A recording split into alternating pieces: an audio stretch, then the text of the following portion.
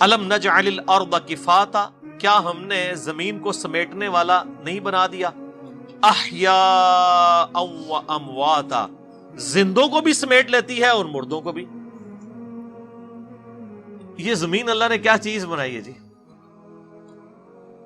قرآن حکیم میں آتا ہے نا کہ اسی زمین سے تمہیں ہم نے اگایا، اسی کی خوراک سے پروان چڑھایا اور پھر اسی میں تمہیں لٹایا جائے گا۔ یہ زمین ہی، اسی لیے دھرتی ماں کا کانسیپٹ بھی آتا ہے نا۔ اور کیسا اللہ تعالیٰ نے اس زمین کو سمیٹنے والا بنایا ہے کہ ہر اعتبار سے انسان کو سمیٹتی ہے، ماں کی آگوش کی طرح بھی۔ یعنی ہماری ساری خوراک زمین سے آ رہی ہے۔ زمین اگانا بند کر دے دنیا کی کوئی ٹیکنالوجی، آپ کو کتنا عرصہ زندہ رکھ لے گی؟ آپ موبائل فون کھا تو نہیں سکتے، کھانا تو وہی ہے جو زمین کی خوراک سے۔ جو کچھ بھی آپ اینڈ پروڈکٹ اپنا دیکھ رہے ہیں وہ زمین سے ہی اگا ہوا ہے۔ الٹیمیٹلی ویلیو ایڈیشن کی گئی ہے اس میں، لیکن سٹارٹ وہیں سے ہوا ہے۔ آپ ڈبل روٹی دیکھیں گے تو ظاہر ہے وہ میدے میں سے آئی ہے، میدا آٹے میں سے نکلا ہے، آٹا گندم میں سے، گندم زمین سے۔ کوئی فاسٹ فوڈ دیکھ لیں وہ بھی زمین سے۔ چکن جو آپ کھاتے ہیں یہ بھی زمین سے اگا ہوا ہے، کیونکہ چکن جس خوراک سے پروان چڑھا ہے وہ زمین سے اگی تھی۔ وہ خوراک نہ ہوتی تو چکن نہ بنتا۔ ہم خود زمین سے اگے ہوئے ہیں۔ آج اگر بھینسوں اور گائے کا دودھ ختم کر دیا جائے، یہ پاؤڈر والا دودھ بھی تو اسی میں سے بن رہا ہوتا ہے، تو انسانیت بڑی نہیں ہو سکتی۔ دودھ کے اوپر ہی بچے بڑے ہوتے ہیں نا۔ دودھ زمین سے آ رہا ہے کیونکہ بھینس کا چارہ زمین سے آتا ہے۔ تو اللہ تعالیٰ نے زمین کو کیسا بنایا؟ ہماری خوراک کا ذریعہ۔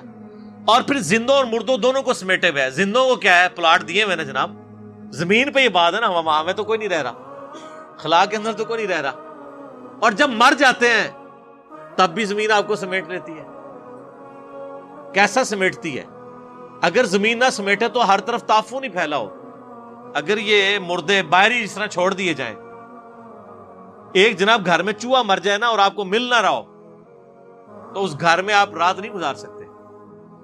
اور جن لوگوں کو تجربہ ہے نا، مجھے تھوڑا سا تجربہ ہوا ہے، یہ چوہے کی تو بدبو کوئی بدبو ہی نہیں ہے جو انسانی مردے کی بدبو ہوتی ہے۔ میں ایک وہ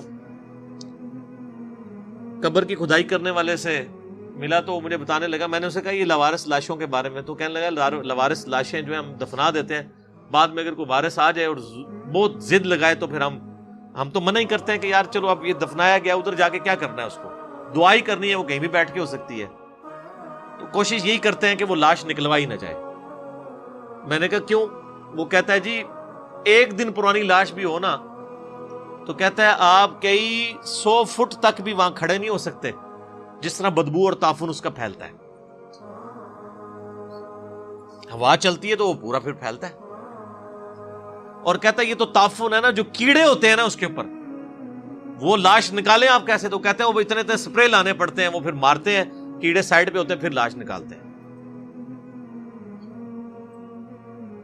تو یہ انسان کی اوقات ہے۔ تو زمین کیسا سمیٹ لیتی ہے؟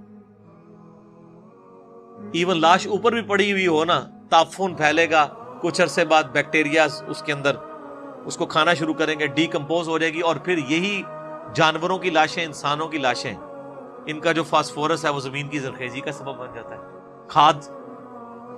کیسا اللہ نے سلسلہ بنایا ہے۔ تو یہ زمین ایسی ہے، مردوں کو بھی سمیٹے ہوئے ہے، زندوں کو بھی۔ ابھی تو ہم صرف اس زمین کی بات کر رہے ہیں، زمین کا جو سمندر والا پورشن ہے جس کی آبادی زمین سے بھی کئی گنا زیادہ ہے، کتنی بڑی بڑی ویل مچھلیوں کو، شارک مچھلیوں کو، اور کتنے جانوروں کو وہ سمیٹے ہوئے ہیں، ان کی غذا بھی اس میں سے آ رہی ہے، اور وہ شارک مچھلیاں بھی مرتی ہیں تو اسی کے اندر رہ جاتی ہیں، ان کو بھی سمیٹے ہوئے۔ تو ایک زمین کے ساتھ اللہ نے کیا چیزیں جوڑ دی ہیں؟ ہر چیز، زندوں اور مردوں کو زمین نے سنبھالا ہوا ہے۔ بزرگوں نے نہیں سنبھالیا سر، زمین نے، بلکہ بزرگوں نے بھی زمین ہی سنبھال دی ہے اینڈ سے۔ ہاں دیکھ لیں، بزرگوں کو زمین سے باہر دفنانے کا تو رسک نہیں لیا جا سکتا، اندر ہی دفناتے ہیں۔ اللہ نے پردہ رکھا ہوا ہے۔